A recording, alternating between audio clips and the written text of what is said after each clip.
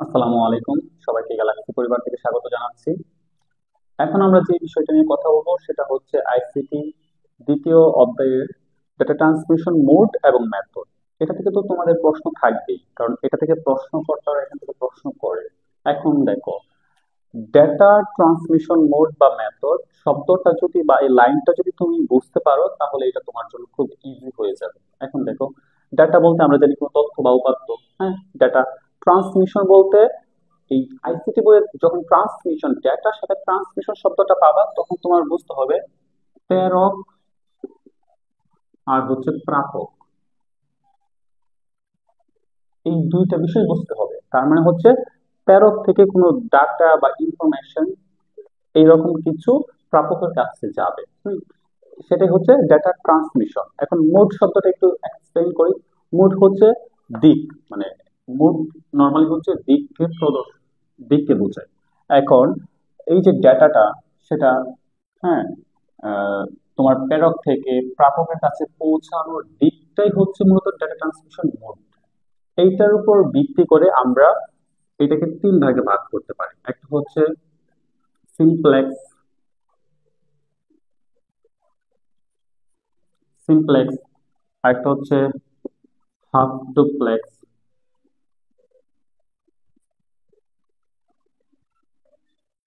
আরেকটা হচ্ছে full duplex.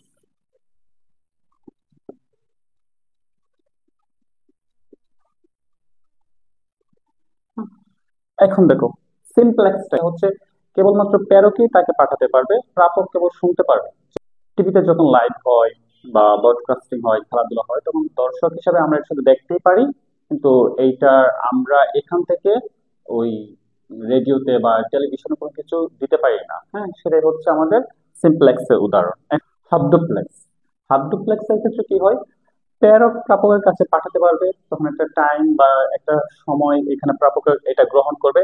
গ্রহণ করার পর প্রাপক তখন আবার প্রেরকের কাছে পাঠাতে পারবে, মানে একই সময় ঘটনাটা ঘটবে না। হ্যাঁ, সেটাই হচ্ছে আমাদের হাফ ডুপ্লেক্সের ঘটনা। যেমন আমরা পুলিশের হাতে বা আমাদের সার্জেন্টদের হাতে যখন আমরা ওয়াকি টকিটা দেখি, সেটা হচ্ছে তখন একজন যখন এই পাশ থেকে কথা বলে অপরজন শুধু ওই পাশ থেকে শুনতে পায়। শোনার পরে অপরজন আবার এটা রিপ্লে করে, তখন প্রাপক শুনতে পায়।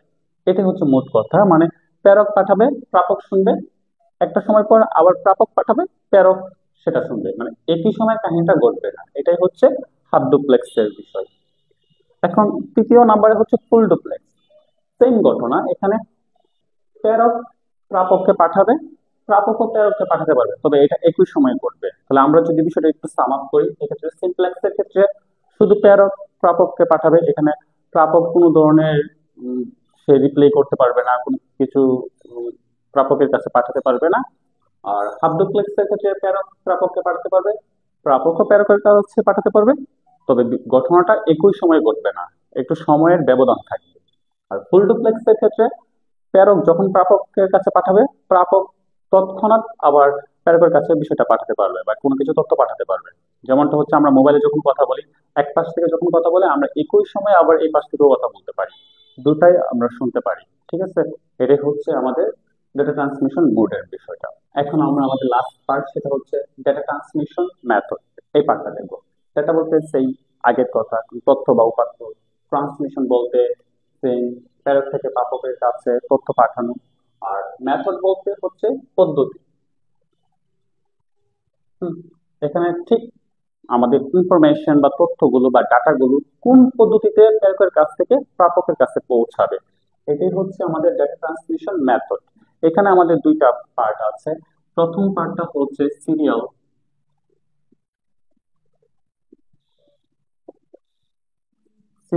আরেকটা হচ্ছে আমাদের প্যারালাল।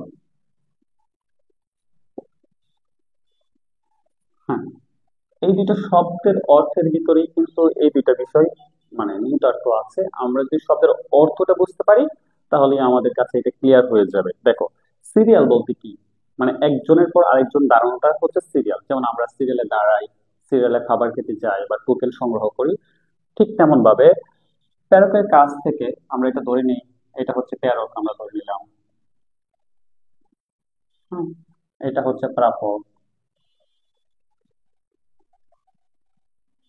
হ্যাঁ, এখন যদি আমরা তথ্যগুলো, তো আমরা ধরে নিলাম যে আমাদের তথ্যগুলো হচ্ছে 0 1 0 1 বাইনারি হিসেবে ধরে নিলাম, আবার 0 1 1। হ্যাঁ, এখন প্রেরক থেকে প্রাপকের কাছে তথ্যগুলো কি হবে, সিরিয়ালি যাবে, মানে একটার পর আরেকটা। তো এই আমার প্রথম আমরা এইভাবে 0 হবে, তারপর 1, তারপর 0, তারপর 1, 0 1 1 0 0 এরকম, মানে একটার পর আরেকটা যাবে, মানে একজনের পিছনে আরেকজন সিরিয়াল মেনটেন করে যাবে।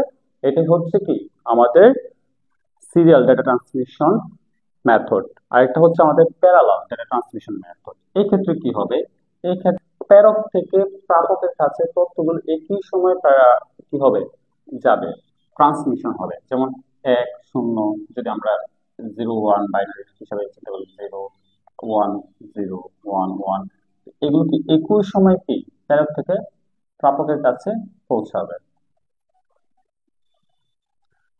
এটাই হচ্ছে আমাদের এটাই হচ্ছে আমাদের প্যারালাল ডাটা ট্রান্সমিশন মেথড। হ্যাঁ, তাহলে আমরা যদি সাম আপ করি, বিষয়টা হচ্ছে প্যারালালের ক্ষেত্রে সবাই একই সাথে প্রেরক থেকে প্রাপকের কাছে যায়, আর সিরিয়ালের ক্ষেত্রে একটা সিরিয়াল মেনটেন করে, যে প্রথম একটা যাবে, তারপর আরেকটা যাবে, তারপর আরেকটা যাবে, তারপর আরেকটা যাবে। এটাই হচ্ছে সিরিয়াল ডাটা ট্রান্সমিশন মেথড। আর প্যারালালের ক্ষেত্রে প্রেরক থেকে প্রাপকের কাছে একসাথে তারা মুভ করবে। এটাই হচ্ছে আমাদের প্যারালাল ডাটা ট্রান্সমিশন মেথড। তো এই পাঠটা থেকে তোমাদের কিন্তু অনেক প্রশ্ন হয়, তোমরা একটু কেয়ারফুল থাকবা, একটু যত্ন সহকারে পড়াশোনা করো, ইনশাল্লাহ ভালো করতে পারবে।